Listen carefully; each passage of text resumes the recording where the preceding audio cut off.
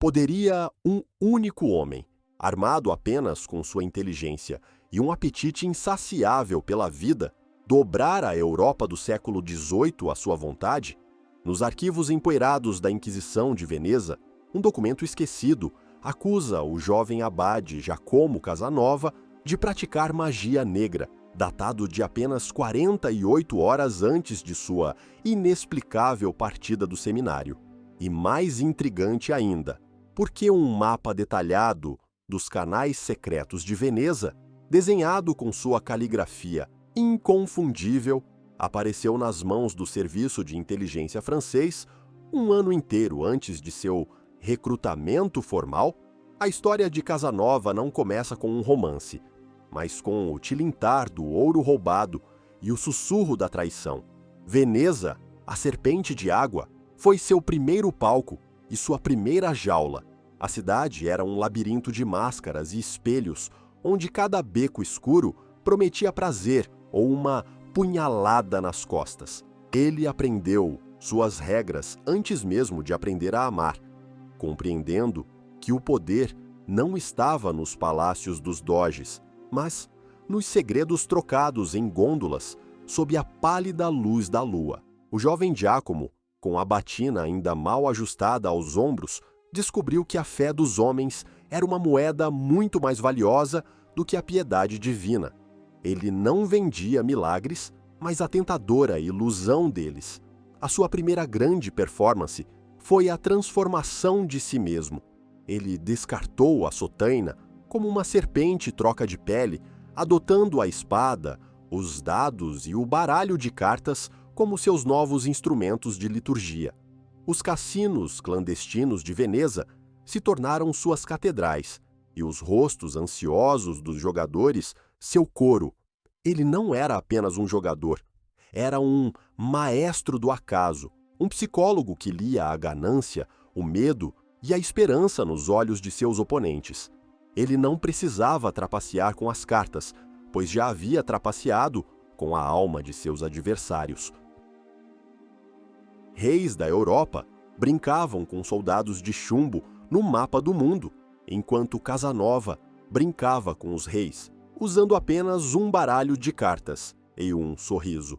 Cada vitória nas mesas de jogo era um degrau na escadaria social, levando-o aos salões onde as verdadeiras apostas eram feitas: a honra de uma esposa, a fortuna de uma família, o destino de uma nação. E ele jogava com uma audácia que beirava a insanidade, pois entendia uma verdade fundamental: o medo da perda é a maior fraqueza dos que têm tudo a perder. As mulheres não eram troféus, mas chaves. Ele não as seduzia com promessas de amor eterno, mas com a vertiginosa oferta de liberdade em um mundo que as tratava como propriedade. Ele as via, não como anjos ou demônios, mas como seres humanos com desejos tão ferozes quanto os seus. Uma noite com Casanova não era uma queda moral, mas uma ascensão, um breve e ofuscante vislumbre de uma vida sem as correntes do matrimônio e do dever, através dos boudoirs de patrícias entediadas e das alcovas de atrizes ambiciosas. Ele tecia sua teia, coletando segredos de Estado, informações financeiras e, o mais importante, garantindo sua própria sobrevivência. Cada bilhete de amor era uma cifra, cada encontro clandestino, uma operação de inteligência. Veneza o observava com seus 1000 olhos de vidro e a Inquisição, a polícia secreta da República, apertava o cerco. Eles não o temiam como um libertino, mas como um anarquista, um homem que vivia segundo suas próprias regras e ensinava os outros a fazer o mesmo. O confronto era inevitável.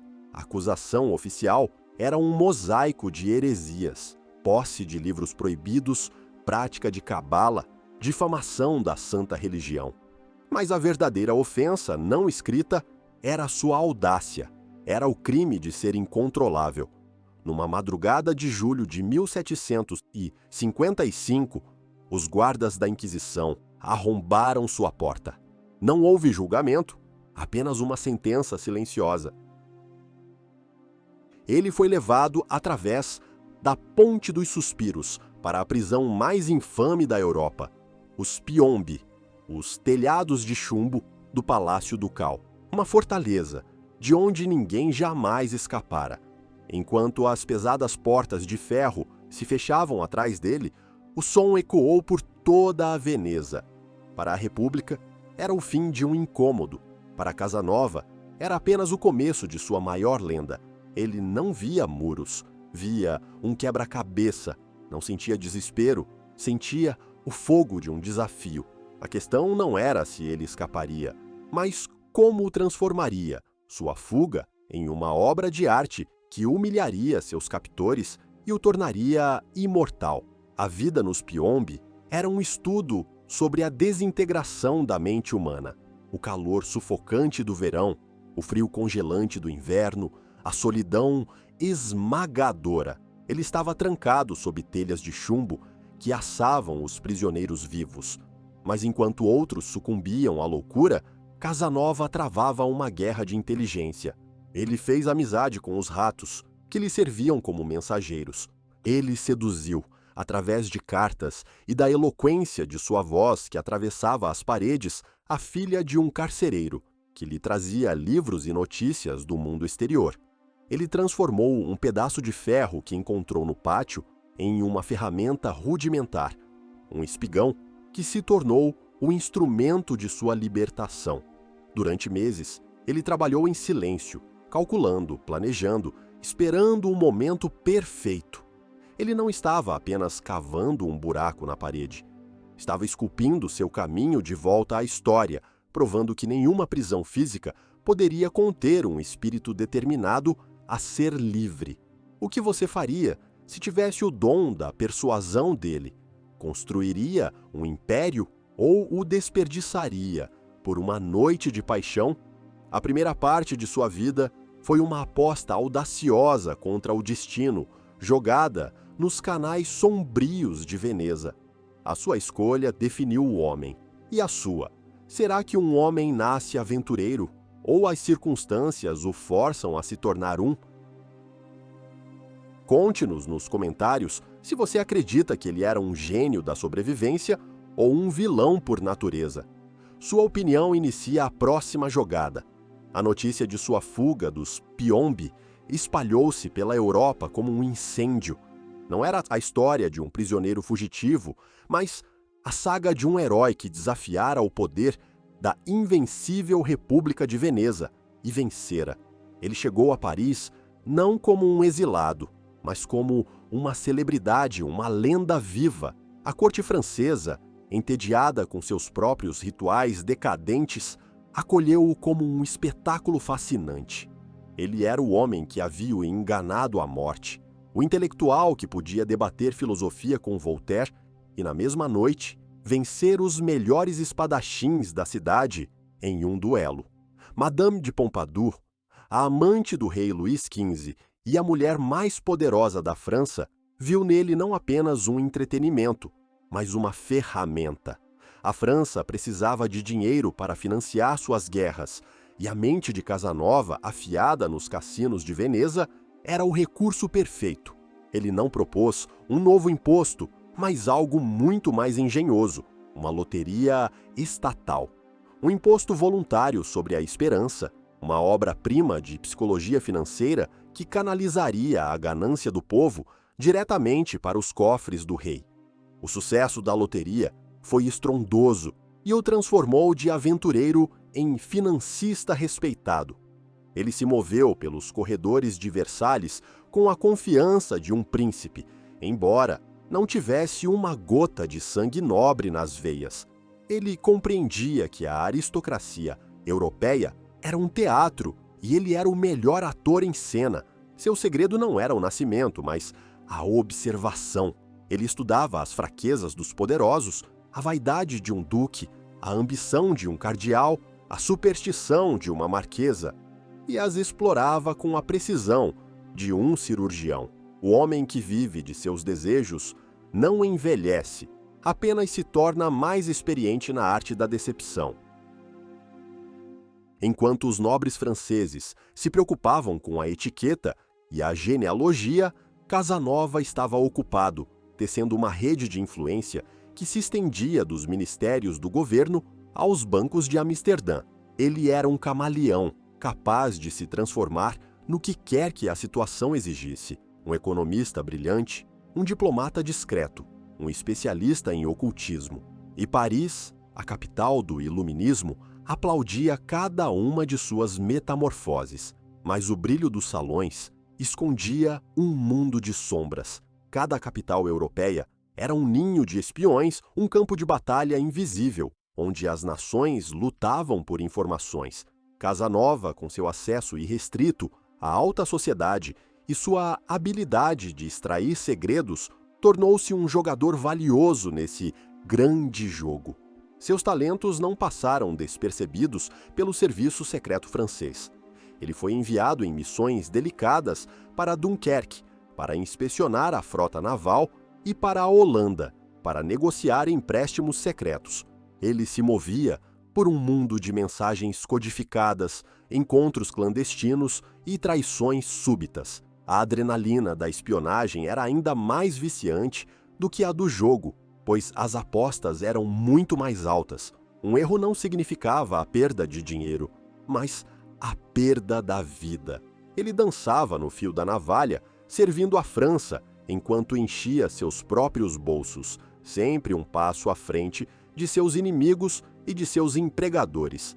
A sua fama, no entanto, atraía rivais. Outros aventureiros, como o misterioso Conde de Saint-Germain ou o infame Cagliostro, viam em Casanova uma ameaça. A Europa era um palco pequeno demais para tantos protagonistas. Os confrontos eram inevitáveis, travados não com espadas, mas com inteligência e boatos. Duelos de cartas que duravam dias, com fortunas mudando de mãos a cada rodada. Debates filosóficos nos salões que eram, na verdade, interrogatórios velados, cada um tentando desmascarar o outro. Casanova sobreviveu e prosperou nesse ambiente hostil porque entendia que a melhor defesa era um ataque audacioso. Ele não esperava ser exposto. Ele criava sua própria lenda, misturando fatos com ficção de forma tão brilhante que ninguém conseguia mais distinguir um do outro. Ele se tornou seu próprio mito. Uma história tão fascinante que as pessoas preferiam acreditar nela a enfrentar a verdade, muitas vezes mais banal. Ele não vendia poções mágicas ou o segredo da vida eterna. Vendia a si mesmo e era a mercadoria mais cobiçada do século. Em meio a essa ascensão vertiginosa, a sombra de Veneza nunca o abandonou. A República não perdoava. Espiões venezianos o seguiam por toda a Europa, relatando cada um de seus movimentos, esperando uma oportunidade para capturá-lo ou assassiná-lo. A liberdade que ele conquistara era frágil, uma miragem que podia se desfazer a qualquer momento. Essa ameaça constante o impelia para a frente, forçando-o a ser mais esperto, mais rápido, mais ousado. Ele não podia se dar ao luxo de parar, de se estabelecer, pois o repouso significava a morte. Sua vida se tornou uma turnê europeia da fraude e da intriga, um espetáculo itinerante, onde cada cidade era um novo ato. De Paris a Viena, de Praga a Dresden, ele deixava um rastro de corações partidos, fortunas perdidas e inimigos furiosos, mas também deixava uma marca indelével, a memória de um homem que se recusava a ser definido por seu nascimento, sua classe ou as leis de seu tempo. Ele era uma força da natureza, um redemoinho de ambição e desejo que varria o velho continente, anunciando a chegada de uma nova era, a era do indivíduo. A ironia era que, ao fugir de Veneza, ele havia se tornado prisioneiro de sua própria lenda, condenado a uma vida de performance constante, sem jamais poder descansar, sem jamais poder voltar para casa.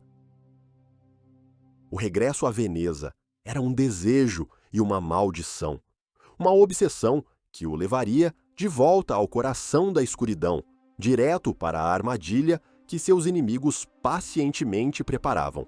O fascínio por sua cidade natal era uma ferida que nunca cicatrizava. Apesar de seus triunfos na França e em outras cortes, Casanova sentia o chamado irresistível de Veneza. Ele acreditava que sua fama e suas novas conexões políticas o protegeriam. Foi um erro de cálculo fatal. Em 1755, ele retornou, e a Inquisição, que jamais esquecia e raramente perdoava, estava à sua espera. A prisão não foi o resultado de uma nova investigação, mas a execução de uma sentença antiga. Os inquisidores de Estado o prenderam não pelo que ele tinha feito, mas pelo que ele representava, um espírito livre e questionador em uma república que se orgulhava de seu controle absoluto sobre os cidadãos. Ele foi jogado nos Piombi, a prisão sob os telhados de chumbo do Palácio Ducal, um lugar projetado para quebrar o corpo e a alma. A cela era um forno no verão e um congelador no inverno, um inferno claustrofóbico infestado de insetos e desespero. Para a maioria, era o fim da linha. Para Casanova, foi o início de sua obra-prima. A prisão era um sistema, e todo sistema tem uma falha. Casanova começou sua guerra particular contra a máquina repressiva de Veneza, com as únicas armas que lhe restavam, sua mente e sua vontade. Ele observava, memorizava a rotina dos guardas, o som de seus passos, a frequência com que as refeições eram servidas. Ele analisava a estrutura de sua cela, a espessura das paredes, a madeira do teto. A solidão, projetada para enlouquecê-lo, tornou-se seu santuário de planejamento. Ele lia os livros que lhe eram permitidos, não por edificação, mas para encontrar ideias, para manter seu intelecto afiado como uma lâmina. O verdadeiro horror dos Piombi não era o sofrimento físico, mas a aniquilação da esperança. Casanova se recusou a entregar a sua. Ele sabia que a fuga era estatisticamente impossível, o que a tornava para ele um desafio irresistível. O impossível é apenas uma opinião, não um fato. E ele nunca deu muita importância às opiniões dos outros. O plano começou a tomar forma com a descoberta de um pedaço de ferro, um ferrolho esquecido, durante sua hora de exercício no sótão. Ele o transformou em um espigão, uma ferramenta rudimentar, mas mortal para a integridade da prisão. Escondido sob sua poltrona, o espigão se tornou o símbolo de sua resistência. O trabalho era lento, agonizante. Durante meses, ele perfurou o piso de madeira de sua cela, centímetro por centímetro, o som de seu trabalho abafado pelo barulho da cidade e pelos sinos da Praça de São Marcos. Ele operava em uma tensão constante, sabendo que uma descoberta significaria a transferência para os pozzi, os poços inundados de onde ninguém saía vivo. Mas o destino, ou talvez sua própria astúcia, interveio. Pouco antes de concluir seu túnel, ele foi transferido para outra cela. O desespero teria esmagado um homem comum. Casanova viu uma oportunidade. Ele conseguiu esconder o espigão e, em sua nova cela, encontrou um cúmplice improvável, um padre renegado chamado Marino Balbi, preso na cela ao lado. Recrutar Balbi foi uma obra de mestre da manipulação. Casanova precisava de ajuda, mas não podia confiar em ninguém. Ele usou uma mistura de promessas, ameaças e apelos à vaidade para convencer o padre a se juntar ao seu plano. Comunicando-se através de um pequeno buraco que perfurou na parede, ele instruiu Balbi sobre como abrir um buraco no teto de sua própria cela, que dava para o espaço sob o telhado de chumbo do palácio. O plano era audacioso ao ponto da loucura: sair pelo teto, atravessar o telhado do Palácio Ducal, encontrar uma maneira de reentrar no prédio em outra seção e simplesmente sair pela porta da frente. Era um plano que dependia de timing perfeito, coragem sobre-humana e uma quantidade absurda de sorte. A noite escolhida foi a de 31 de outubro de 1756, véspera do Dia de Todos os Santos. Uma tempestade violenta estava prevista. Seu barulho forneceria a cobertura perfeita para a fuga. A noite chegou, escura e tempestuosa. O som do vento uivando e da chuva batendo nas telhas de chumbo era a trilha sonora de sua liberdade. Balbi abriu o buraco final no teto. Casanova, ágil e forte, apesar dos meses de confinamento, foi o primeiro a sair. O ar frio da noite foi o primeiro sopro de liberdade que ele sentiu em mais de um ano. O telhado do Palácio Ducal era um terreno perigoso, escorregadio e íngreme, coberto de placas de chumbo. Eles rastejaram na escuridão, a centenas de metros acima do pátio, com a cidade de Veneza aos seus pés. Era uma visão de tirar o fôlego, a recompensa e o risco em um único panorama. Encontraram uma janela de um dormitório, arrombaram-na e entraram nos escritórios da chancelaria. Agora estavam dentro do palácio, mas ainda eram prisioneiros. Eles precisavam encontrar uma saída antes do amanhecer. Vagaram pelos corredores labirínticos, passando por salas cheias de arquivos secretos do Estado. Um tesouro de informações que, em outro momento, Casanova teria se deliciado em explorar. Finalmente, chegaram à escadaria dos gigantes. Estavam quase livres, mas a porta principal estava trancada. O sol estava nascendo. Em um ato de blefe genial, Casanova bateu na porta como se fosse um nobre que ficou preso lá dentro. Um guarda, vendo suas roupas finas, ele havia vestido seu melhor traje para essa ocasião, abriu a porta sem questionar. Giacomo Casanova saiu para a Praça de São Marcos, um homem livre. Ele não apenas escapou, ele humilhou a República, provando que nem mesmo os muros mais fortes podem conter a vontade humana. A lenda do inalcançável havia nascido, e essa lenda seria seu passaporte para o resto da Europa, abrindo portas que antes estariam para sempre fechadas para o filho de um ator. A fuga dos Piombi o catapultou para um novo patamar de notoriedade. Em Paris, ele não era mais apenas um aventureiro charmoso, era um herói romântico, um símbolo da luta contra a tirania. O governo francês, sempre pragmático, viu em sua fama e em suas habilidades uma oportunidade de ouro. A liberdade, Casanova logo descobriria, sempre tem um preço. Ele foi recrutado pelo Ministério das Relações Exteriores, não como um diplomata oficial, mas como um agente secreto, um observador. Sua primeira missão o levou de volta ao Covil do Leão, a Holanda, o centro financeiro da Europa. Sua tarefa era avaliar a saúde financeira dos holandeses e, se possível, sabotar seus esforços para emprestar dinheiro aos inimigos da França. Ele se moveu pelos círculos de banqueiros e comerciantes de Amsterdã, usando seu charme para abrir portas e sua inteligência para decifrar balanços financeiros. Era um novo tipo de jogo, mais sutil que as cartas, mas com apostas infinitamente maiores. Cada informação que ele enviava a Paris podia influenciar o curso de uma guerra. Ele descobriu que a espionagem se adequava à sua natureza. Era um teatro de enganos, um mundo de identidades falsas e lealdades fluidas. Ele era um ator nato. E agora, o palco era a Europa inteira. Sua próxima missão o levou à Inglaterra, o principal rival da França. Sob o disfarce de um nobre italiano em seu Grand Tour, ele deveria coletar informações sobre a Marinha Britânica, seus navios, seus portos e seus planos. Em Londres, ele mergulhou na vibrante e perigosa vida da cidade, frequentando teatros, clubes de cavalheiros e os salões da aristocracia.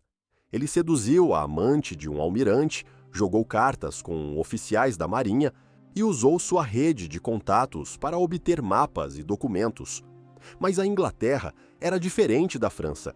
A sociedade era mais aberta, mas também mais cética. O serviço secreto britânico, já um dos mais eficientes do mundo, estava em seu encalço. Ele sentia os olhos de agentes duplos sobre ele. Cada movimento seu era observado. A gaiola dourada da alta sociedade estava se tornando perigosamente pequena. A vida dupla cobrava seu preço. A paranoia se tornou sua companheira constante. Ele não podia confiar em ninguém, nem mesmo nas mulheres com quem dormia ou nos amigos com quem bebia. Cada palavra era calculada, cada gesto ensaiado. Ele era um mestre da dissimulação, mas a tensão de manter tantas fachadas começou a desgastá-lo. Ele percebeu que, como espião, era apenas uma ferramenta, um peão descartável nas mãos de homens que permaneciam nas sombras. Os mesmos homens que o aplaudiam em Versalhes não hesitariam em sacrificá-lo se fosse conveniente. A liberdade pela qual ele arriscara a vida nos telhados de Veneza estava se revelando uma ilusão. Ele havia trocado uma prisão de chumbo por uma prisão de seda e segredos. Você arriscaria tudo pela liberdade absoluta, sabendo que o fim provável é a solidão? Essa pergunta ecoava em sua mente durante as longas noites insones. O ponto de virada veio durante uma missão em Augsburgo, onde ele foi encarregado de desmascarar um agente duplo. A operação se transformou em uma armadilha mortal. Ele foi traído por seus próprios contatos e escapou por pouco de uma tentativa de assassinato.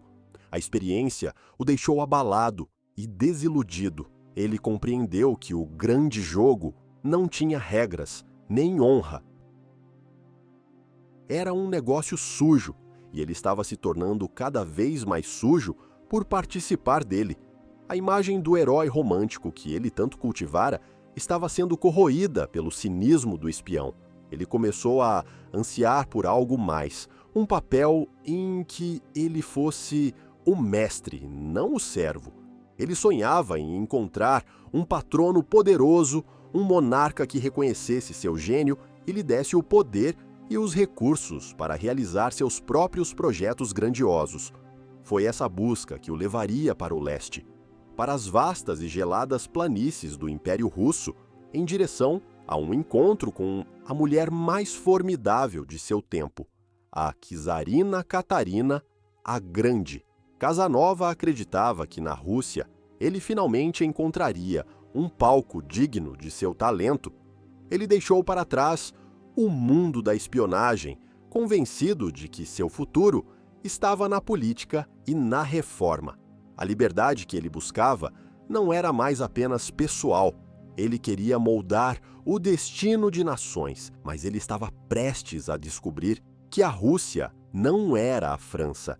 E a imperatriz de todas as Rússias não era Madame de Pompadour. O jogo estava prestes a mudar, e as regras eram muito mais brutais. O espião estava prestes a enfrentar a monarca, e o resultado desse confronto definiria o resto de sua vida. Foi uma aposta ousada, talvez a maior de todas. Ele era um mestre em seduzir indivíduos, mas seria capaz de seduzir um império? A história nos mostra que a linha entre um espião e um estadista é, por vezes, perigosamente tênue. Qual lado você escolheria? O poder secreto das sombras ou a glória perigosa do trono? Diga-nos nos comentários se você seria o manipulador nos bastidores ou o líder sob os holofotes. Sua escolha pode revelar mais do que você imagina. A jornada para a Rússia foi uma descida a um mundo diferente, uma terra de extremos brutais e de uma grandeza que beirava o bárbaro. Chegando a São Petersburgo em 1764, Casanova encontrou uma cidade que era em si um ato de vontade, erguida sobre um pântano pela mão de ferro de Pedro, o Grande. Ele esperava encontrar uma corte ansiosa por abraçar as ideias iluministas da Europa, mas deparou-se com uma aristocracia desconfiada e um poder autocrático que não se parecia com nada que ele já tivesse visto. A Czarina Catarina, a Grande, era o centro desse universo, uma princesa alemã que havia usurpado o trono de seu próprio marido, ela era uma mulher de intelecto formidável e pragmatismo implacável. Ela flertava com as ideias de Voltaire e de Diderot, mas governava a Rússia com uma mão de ferro.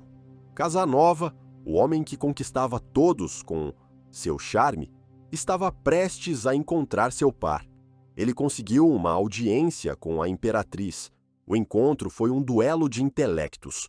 Casanova apresentou seus projetos grandiosos, reformas no calendário, a criação de empresas estatais, a colonização de terras distantes. Ele falou com a eloquência e a paixão que lhe eram habituais. Catarina ouviu pacientemente, seus olhos azuis e frios avaliando-o. Ela não estava impressionada com seu carisma, mas com a substância de suas ideias. No entanto, ela via através dele. Ela reconheceu a ambição do aventureiro por trás da máscara do reformador. Em suas próprias memórias, ela o descreveria como um homem de grande conhecimento, mas com uma mente em constante ebulição. Ela o achou divertido, mas não confiável. O favor que ele tanto buscava lhe foi negado. A corte russa, cheia de favoritos poderosos, como Grigori Orlov, que haviam ajudado Catarina a tomar o poder, fechou filas contra o intruso estrangeiro. Eles não permitiriam que um aventureiro italiano ganhasse a confiança da czarina. A rejeição de Catarina foi um golpe profundo no ego de Casanova. Pela primeira vez, seu famoso charme havia falhado. Ele percebeu que na Rússia o poder não era conquistado com inteligência e sagacidade nos salões, mas com lealdade brutal e influência militar. Seus velhos truques eram inúteis aqui. Desiludido, ele viajou pelo vasto império, de Moscou a Riga, observando a imensa riqueza e a pobreza abjeta, a sofisticação da corte e a simplicidade rude do campesinato. Foi uma viagem que o transformou. Ele viu a força bruta de um império que marchava ao som de seu próprio tambor, indiferente às sutilezas da diplomacia europeia.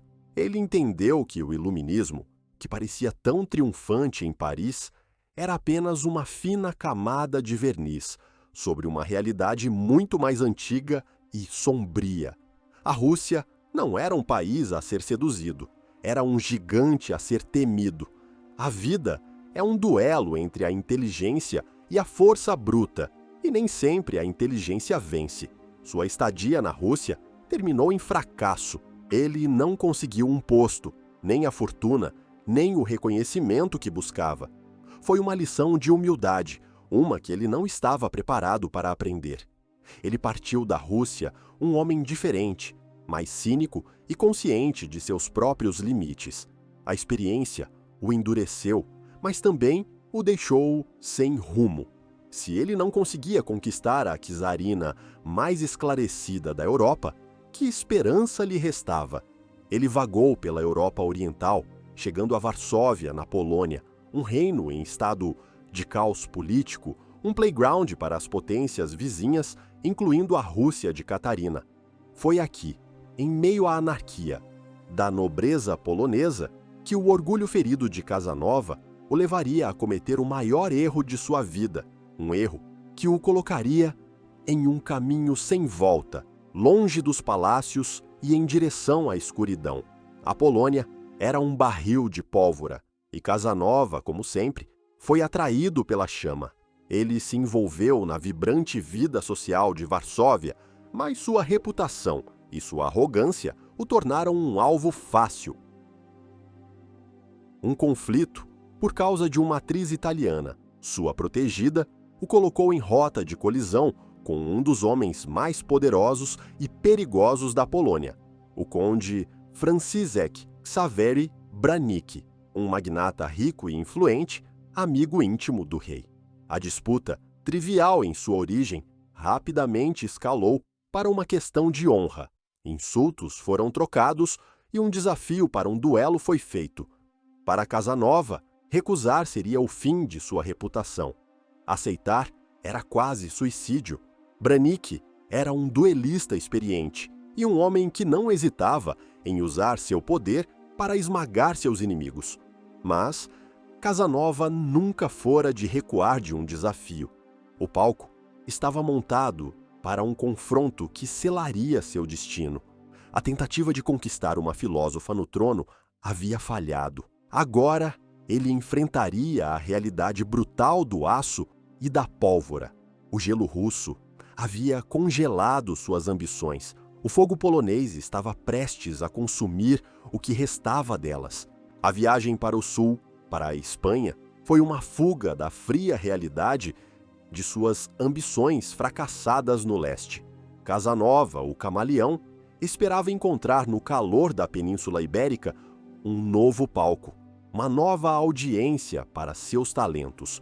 Ele chegou a Madrid em 1768, mas a Espanha do rei Carlos III não era a França libertina de Luís XV. Era um país em transição, lutando para se modernizar, mas ainda sob a sombra opressiva da Santa Inquisição. Para um homem como Casanova, cuja própria vida era um manifesto contra o dogma e a repressão, a Espanha era um campo minado. Seu estilo de vida, suas opiniões liberais e sua reputação escandalosa o precederam. Desde o momento em que pisou em solo espanhol, ele estava sob vigilância. Os espiões da Inquisição, os familiares, estavam em toda parte, nos cafés, nos teatros, nos salões. Eles eram uma presença invisível, mas palpável, um lembrete constante de que, neste país, uma palavra imprudente poderia levar à prisão, à tortura e à fogueira. Ele tentou se adaptar, frequentou a corte, buscou o patrocínio de nobres influentes, como o Conde de Aranda, um reformador iluminista. Mas o verniz da modernidade era fino. A sociedade espanhola era profundamente conservadora e devota. As famosas conquistas amorosas de Casanova, que lhe rendiam admiração em Paris, aqui eram vistas como pecados mortais. Seus conhecimentos de filosofia e ciências ocultas, que intrigavam os salões europeus, aqui eram provas de heresia. Ele era um peixe fora d'água, e os tubarões estavam circulando. A liberdade não é um estado, mas uma luta constante contra aqueles que desejam controlá-la. Em nenhum outro lugar, Casanova sentiu a verdade dessa afirmação com tanta força quanto na Espanha. Cada dia era uma performance cuidadosa, uma tentativa de parecer conformista, enquanto sua natureza se rebelava contra a atmosfera sufocante de fanatismo religioso. O inevitável aconteceu, uma denúncia, provavelmente de um rival ou de um marido ciumento, o acusou de possuir livros proibidos e de praticar a maçonaria, um crime grave na Espanha católica. Ele foi preso em Barcelona e levado para a Cidadela, uma prisão militar. Desta vez, não havia telhados de chumbo para perfurar ou guardas ingênuos para enganar. Ele estava nas mãos da força mais temida e implacável da velha Europa. Os interrogatórios começaram.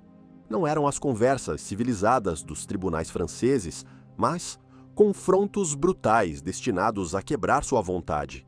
Ameaças de tortura pairavam no ar. Casanova se viu sozinho, sem amigos ou protetores, diante de um sistema projetado para esmagar o indivíduo.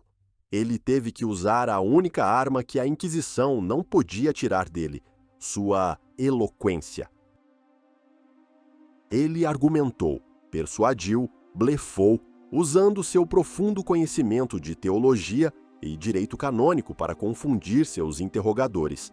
Ele se apresentou não como um libertino, mas como um filósofo, um homem em busca da verdade. Foi uma batalha de inteligência e resistência psicológica. Ele se recusou a confessar os crimes dos quais era acusado, sabendo que uma confissão, mesmo que falsa, seria sua sentença de morte. Ele apelou para seus contatos, enviando cartas desesperadas para o Conde de Aranda e outros nobres que havia conhecido. A luta pela sobrevivência na prisão espanhola foi, de muitas maneiras, mais desafiadora do que sua fuga dos Piombi. Em Veneza, ele lutou contra muros de pedra. Na Espanha, lutou contra muros de dogma. Foi uma guerra pela alma, uma defesa não apenas de sua vida, mas de seu direito de pensar livremente. Após 42 dias de cativeiro e incerteza, a pressão diplomática e a falta de provas concretas forçaram sua libertação, mas a experiência o deixou com cicatrizes profundas. Ele foi expulso da Espanha com a ordem de nunca mais voltar. A expulsão foi mais do que uma derrota, foi uma humilhação. Ele havia enfrentado a máquina da Inquisição e sobrevivido, mas a um custo terrível. Sua reputação na Europa estava em frangalhos. Ele não era mais visto como o charmoso aventureiro, mas como um encrenqueiro perigoso, um pária a ser evitado. As portas das cortes e dos salões que antes se abriam para ele agora estavam fechadas. A Espanha não apenas o expulsou de suas fronteiras, ela o baniu do mundo respeitável. Ele começou a vagar pela Itália, um exilado em sua própria terra, buscando refúgio e uma maneira de se reerguer. Mas a sombra da Inquisição espanhola o seguia, um estigma que ele não conseguia apagar. O confronto com o fanatismo o havia esgotado, deixando-o amargo e desiludido. A longa queda de Giacomo Casanova havia começado e o próximo golpe, o mais devastador de todos, o aguardava não em uma cela de prisão, mas em um campo coberto de neve nos arredores de Varsóvia, onde um duelo de honra marcaria o começo do fim. O duelo com o conde Branicki, em Varsóvia, foi o clímax de uma vida inteira de orgulho e imprudência. A disputa por uma atriz era apenas o pretexto. A verdadeira causa era o choque entre dois egos monumentais. Casanova, o plebeu que se fizera a si mesmo, contra Branicki, o aristocrata que nascera com tudo. Em um amanhecer frio de março de 1766, eles se encontraram em um parque isolado. O duelo era com pistolas, uma arma que não perdoava. Ambos os homens atiraram. A bala de Branicki atingiu a mão esquerda de Casanova e alojou-se em seu abdômen. A bala de Casanova perfurou o corpo de Branicki. Ambos caíram gravemente feridos. Por um momento, pareceu que ambos morreriam ali, na neve ensanguentada. Foi um ato de autodestruição mútua, a consequência lógica de uma vida vivida no limite. Sobreviveram por um milagre e pela habilidade dos cirurgiões, mas as feridas que o duelo abriu eram mais do que físicas. Para Casanova, o duelo foi uma catástrofe. Embora tenha se comportado com bravura, o ato de ferir um magnata tão poderoso o tornou persona non grata em toda a Europa Oriental. Ele foi forçado a fugir da Polônia. As portas das cortes reais, que já estavam se fechando para ele, agora se trancaram de vez. Nenhum monarca queria se associar a um homem que havia quase matado um dos nobres mais influentes da Polônia. Ele se tornou um exilado permanente, um homem sem pátria e sem protetor. A fama que ele tanto se esforçara para construir, a do intelectual, do financista, do diplomata, evaporou-se, substituída pela notoriedade do duelista e do encrenqueiro. O triunfo do espírito, a vitória sobre os Piombi, foi ofuscado pelo fracasso da carne, a vulnerabilidade a um pedaço de chumbo disparado por raiva. O homem que se considerava mestre de seu próprio destino foi derrubado por um ato de paixão impulsiva. Começou um longo e doloroso período de declínio. Ele vagou pela Europa de cidade em cidade, mas agora não era mais recebido com admiração, e sim com desconfiança. Seus velhos contatos o evitavam. Seus inimigos, que antes o temiam, agora o perseguiam abertamente. Ele foi expulso de Viena, depois de Paris. A idade começava a pesar sobre ele. Seu charme, embora ainda considerável, não tinha o mesmo efeito. As mulheres que ele cortejava agora eram filhas ou mesmo netas de suas antigas amantes. O mundo estava mudando. A era do iluminismo, com sua fé na razão e no indivíduo, estava dando lugar a tempos mais turbulentos. A Revolução Francesa se aproximava e os aristocratas que haviam sido seus patronos logo perderiam suas cabeças. O aventureiro do antigo regime estava se tornando uma relíquia, um fantasma de uma época que estava morrendo. Ele tentou desesperadamente se reinventar. Escreveu peças de teatro, panfletos políticos, tratados de história. Tentou encontrar um emprego estável, mas o estigma do passado o perseguia. Ele era Casanova, o libertino, o jogador, o espião.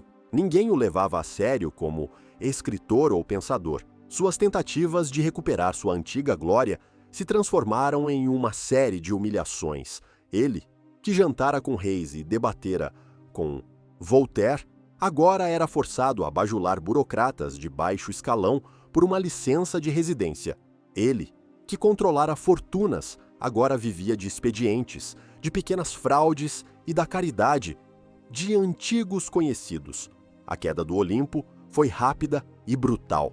A tragédia de Casanova não foi ter caído, mas ter vivido o suficiente para ver o mundo esquecê-lo.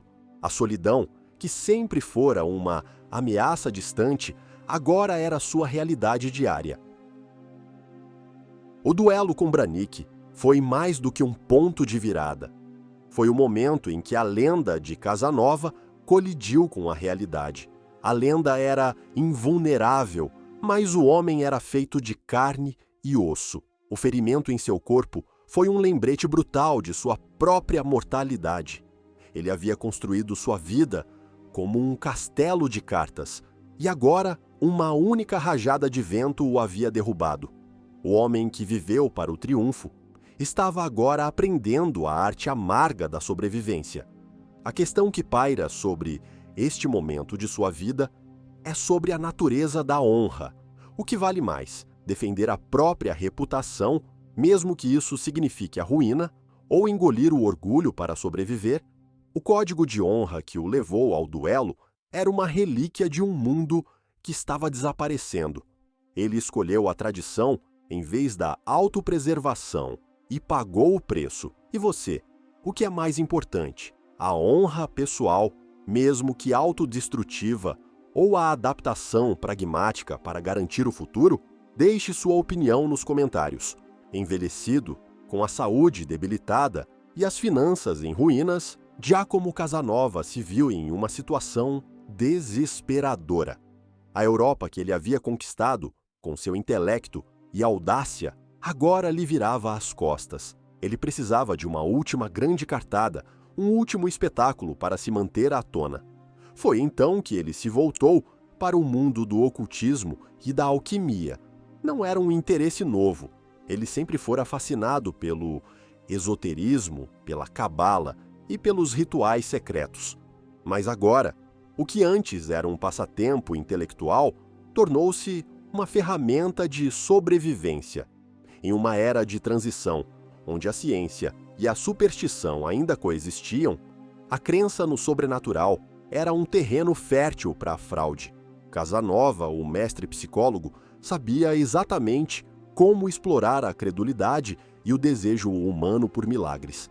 Ele não precisava de poderes mágicos. Ele só precisava que os outros acreditassem que ele os tinha. Sua maior e mais cínica fraude foi a longa manipulação da Marquesa d'Urfé, uma aristocrata francesa imensamente rica, excêntrica e obcecada pelo ocultismo. Durante anos, ele a convenceu de que era um adepto de conhecimentos secretos, capaz de se comunicar com espíritos e realizar a grande obra da alquimia. O objetivo final que ele lhe prometeu era a transmigração de sua alma para o corpo de um jovem rapaz, garantindo-lhe a imortalidade. Foi uma performance teatral que durou mais de uma década, um elaborado jogo de fumaça e espelhos. Ele conduzia rituais místicos, decifrava textos cabalísticos inventados e exigia somas cada vez maiores de dinheiro para financiar suas operações mágicas.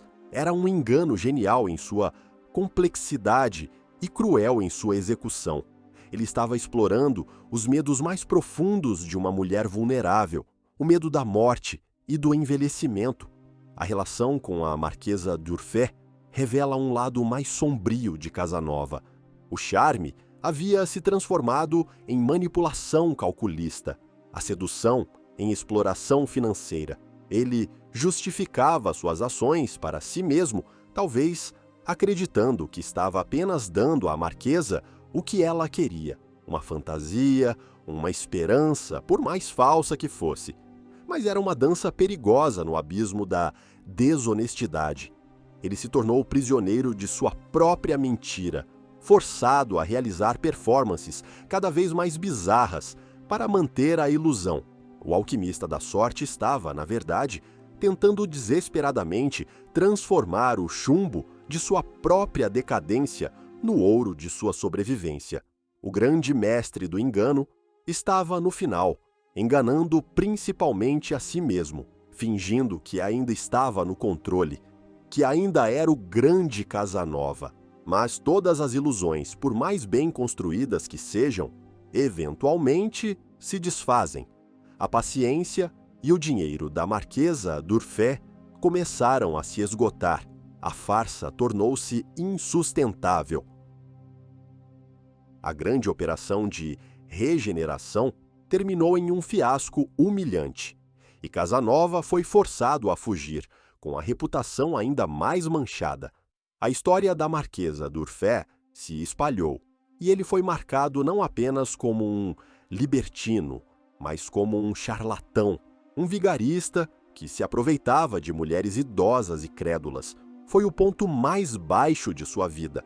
O homem que um dia influenciou a política francesa e desafiou a Inquisição, agora era reduzido a um pequeno vigarista, um mestre de cerimônias de um circo decadente de misticismo falso. Este período de sua vida é o mais trágico, pois mostra a degradação de um grande intelecto. Sua mente brilhante, que poderia ter escrito obras de filosofia duradouras ou contribuído para a ciência, foi desperdiçada na criação de fraudes elaboradas. Ele era um gênio, mas um gênio a serviço de sua própria sobrevivência imediata. Ele não conseguia aceitar o declínio, não conseguia se adaptar a um mundo que não tinha mais espaço para ele. As últimas fraudes não foram apenas uma tentativa de ganhar dinheiro, foram uma tentativa desesperada de se sentir relevante, de provar que ele ainda podia encantar, manipular e controlar o mundo ao seu redor. Foi seu último ato de desafio contra o esquecimento, mas um desafio que o diminuiu, transformando o herói de sua própria história em um vilão patético na história dos outros. O homem que enxergava através de todos acabou cego para sua própria decadência. Os últimos anos da vida errante de Casanova foram uma melancolia de cidades e nomes esquecidos, uma sucessão de tentativas fracassadas de encontrar um lugar no mundo. Finalmente, em 1785, o destino lhe ofereceu um último e inesperado refúgio. O conde von Waldstein, um nobre boêmio que Casanova havia conhecido em suas viagens, ofereceu-lhe o cargo de bibliotecário em seu castelo em Dux, uma pequena cidade na atual República Tcheca. Para o homem que havia percorrido as capitais da Europa e frequentado as cortes dos reis, era uma humilhação. De aventureiro a arquivista, de protagonista a guardião de histórias de outras pessoas. O castelo de Dux era confortável, mas era uma prisão dourada.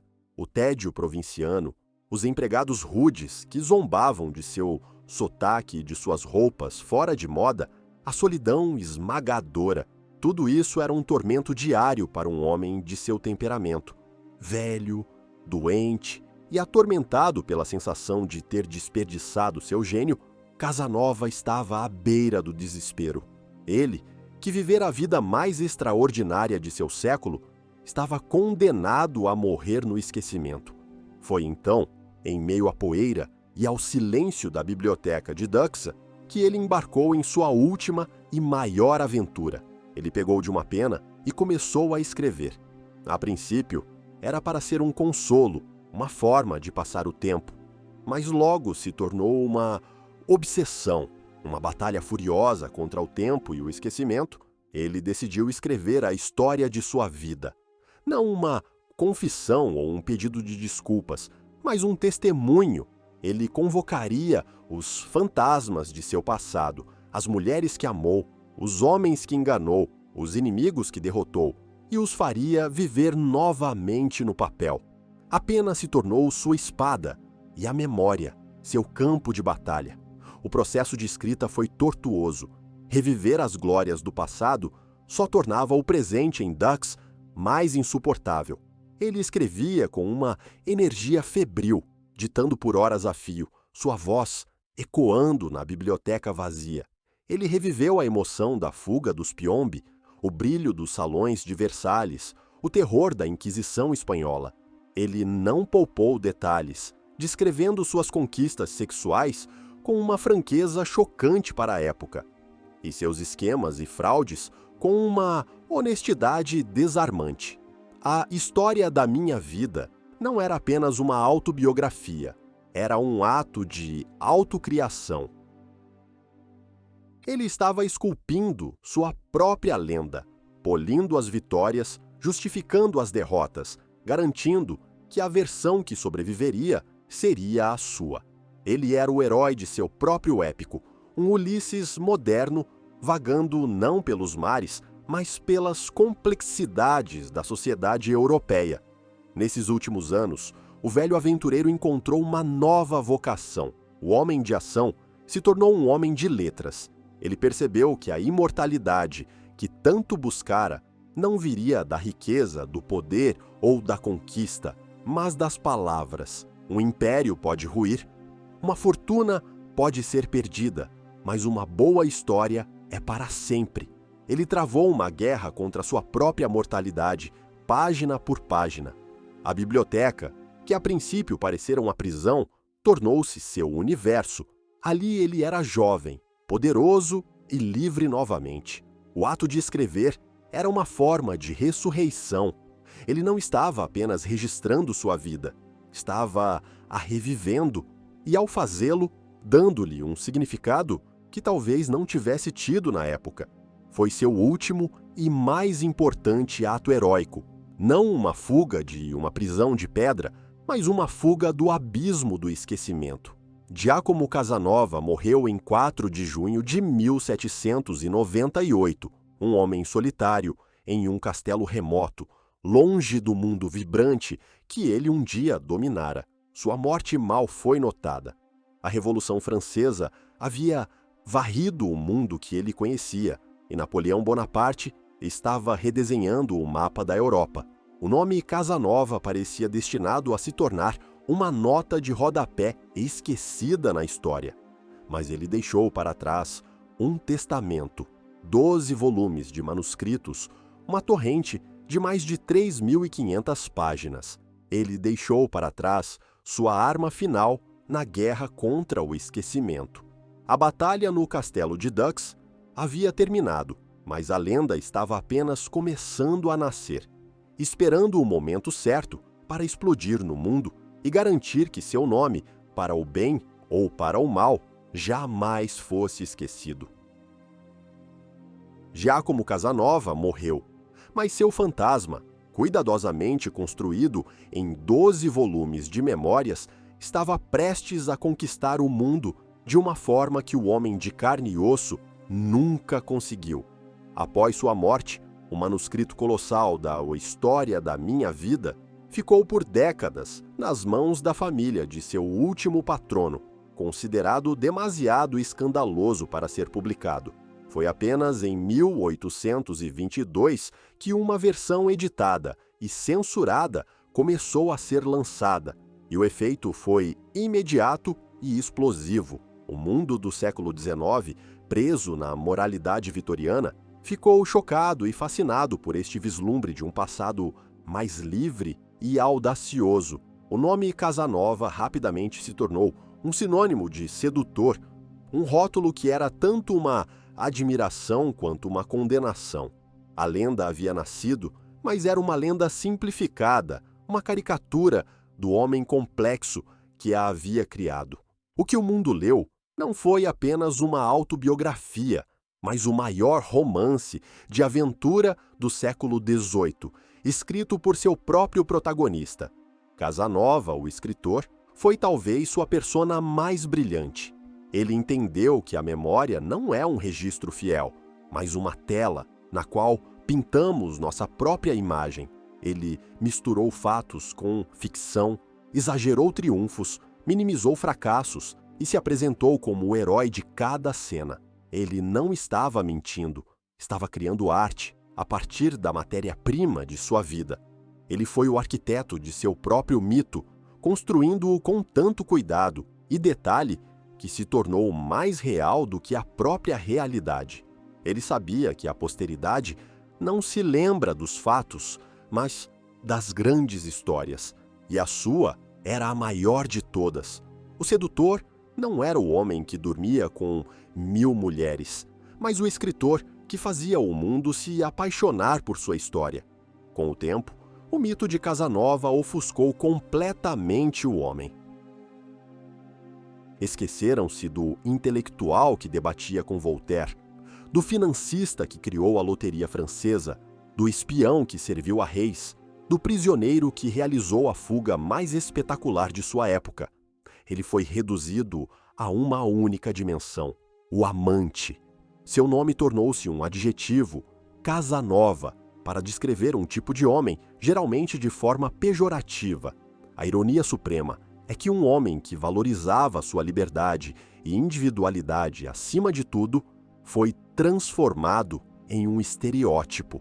Ele, que viveu segundo suas próprias regras, tornou-se um rótulo usado por outros para julgar e categorizar.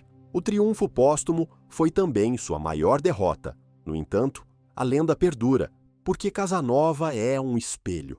Em sua busca incessante por prazer, liberdade e significado, cada geração vê um reflexo de seus próprios desejos e medos. Ele é o símbolo da liberdade absoluta, mas também do egoísmo desenfreado. Ele é a personificação da inteligência que supera as barreiras sociais, mas também da manipulação cínica. Ele é o indivíduo triunfante contra o sistema, mas também a alma solitária incapaz de formar laços duradouros. Ele foi um gênio ou um vilão? Um filósofo da liberdade ou um parasita talentoso? A resposta é que ele foi tudo isso e muito mais. Ele foi a personificação viva das contradições de sua época e da própria natureza humana. Um homem que devorou a vida com um apetite tão voraz que não deixou nada para trás, exceto uma história imortal. Sua verdadeira obra-prima não foi uma fuga, uma fraude ou uma conquista. Foi a história da minha vida. Foi sua aposta final, sua jogada mais audaciosa contra o maior inimigo de todos, o esquecimento. E ele venceu. 200 anos após sua morte, ainda contamos sua história, debatemos sua moralidade, maravilhados com sua audácia. O bibliotecário solitário, no castelo de Dux, conseguiu o que o jovem aventureiro em Veneza apenas sonhava. Ele alcançou a imortalidade. Ele nos deixou a crônica de sua vida, um hino à liberdade ou um manual do egoísmo. Ele mesmo forjou seu mito, obrigando o mundo a discuti-lo por séculos. Agora, a decisão final é sua. Quem foi ele no fundo? Um jogador genial que viveu de acordo com suas próprias regras ou um impostor brilhante que brincou com os destinos alheios? Escreva sua resposta nos comentários. Sua voz é a peça final deste grande quebra-cabeça.